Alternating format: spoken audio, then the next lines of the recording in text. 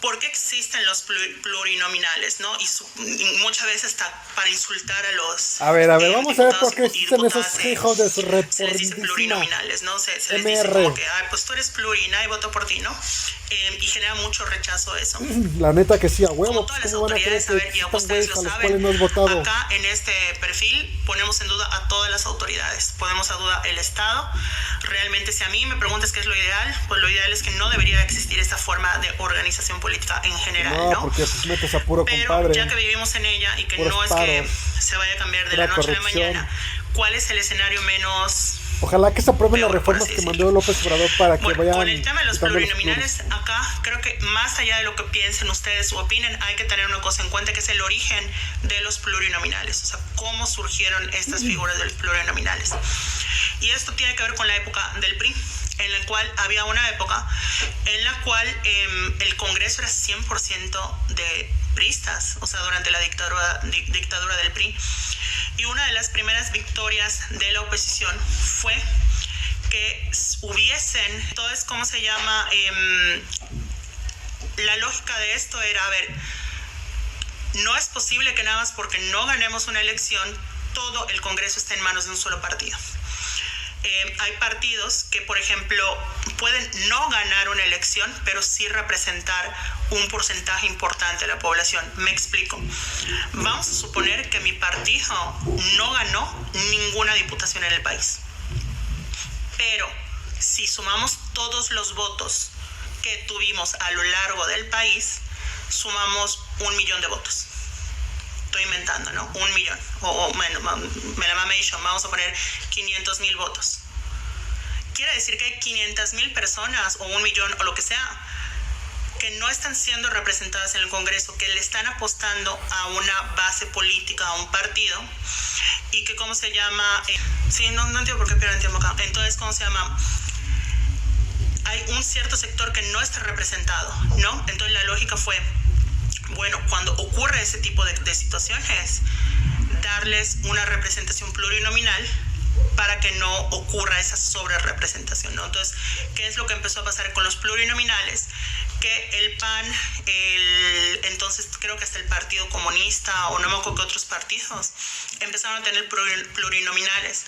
Posteriormente el PRD, pues porque no existía en esa época, sino hasta los 90 me parece, pero la oposición empezaba a tener, ¿no? Y era una forma en la cual grupos políticos que no tenían la cantidad suficiente de votos para ganar una elección lugar por lugar, en suma sí marcaban un porcentaje relevante de la población que no estaba siendo representado. No sé si me explico. Entonces, esa es la lógica de la, ¿cómo se llama?, de la figura de los plurinominales. Surgió en la dictadura del PRI para evitar ese control de partido único. Acá podemos entender dos cosas con este debate. Podemos entender varias cosas. Por un lado, podemos decir, a ver, esta figura tiene una lógica de evitar que ciertos sectores minoritarios, pero significativos de la población, gracias Dan, muchas gracias por el apoyo, puedan tener realmente una representación, ¿no? Que no queden sin representación política. Por otro lado, podríamos decir, bueno, a ver, eso tenía una lógica en la época del PRI, pero ahorita no estamos en la época del PRI, ¿no? Gracias Dan, muchísimas gracias. Sí, es que de hecho los se tiempos está luciendo. cambian y... No estamos en la época del PRI, de tal manera que ahorita la posibilidad de que un partido tenga todo el Congreso es prácticamente imposible, porque incluso la Constitución establece límites al porcentaje que puede tener cada partido por Cámara. Gracias, Mar Caribe. De tal manera que no es que si los eliminas inmediatamente, voy a decir Morena, porque es el partido ahorita con mayoría, va a tener todo el Congreso, ¿no? El PAN siempre va, o sea, evidentemente. Entonces, vean cómo sopesar esta discusión, ¿no? Porque por un lado, a ver si no se me van mis datos ya.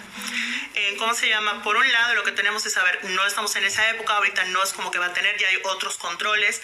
Y por otro lado, también es, oye, hay que recordar por qué surgió esa figura, ¿no? O sea, no fue nada más porque sí, no vino de un tema de partidos que querían agandallar cosas. Por otro lado, también es un hecho que, por ejemplo, cuando vemos las listas que presentan los partidos para plurinominales, gracias David, gracias por la manita y por el chile, sin albur, gracias por el chile, gracias por el heladito. cuando vemos las listas, siempre ponen, ¿a quiénes creen que ponen todos los partidos en los primeros lugares? Gracias, David. Los compadres. De plurinominales. ¿A quiénes ponen? Pues ponen ¿a quiénes ponen en esas listas? Chequen quiénes están en esas listas. Es lo mismo, es como se llama. Voy a poner ejemplos. Gracias, Marco. Por ejemplo, Ricardo Anaya está en tercer lugar de la lista del PAN, por ejemplo, ¿no?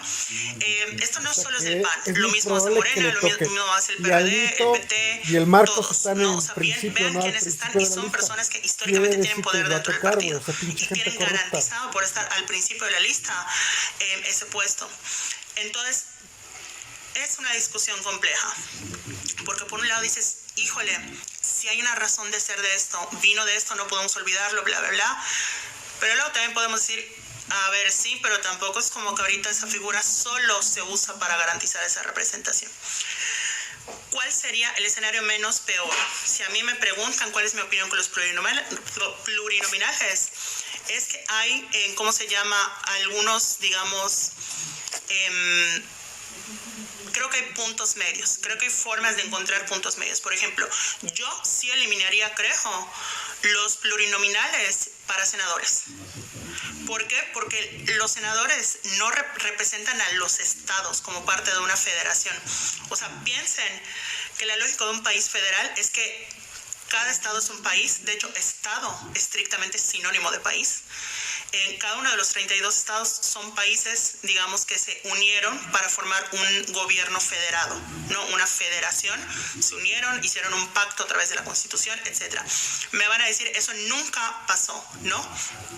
Nunca pasó eso históricamente. Efectivamente, el único país donde ocurrió eso como tal fue en Estados Unidos. En todos los demás países federales es algo más teórico. En Alemania no pasó, en Sudáfrica no pasó, en Indonesia no pasó. Sin embargo, en México es medio híbrido porque sí es más teórico. O sea, se decidió ser país federal y por lo tanto teóricamente hubo ese acuerdo entre países independientes que no lo fueron, pero también hubieron estados que se anexaron a la federación, como es el caso de Chiapas, la península de Yucatán, etc.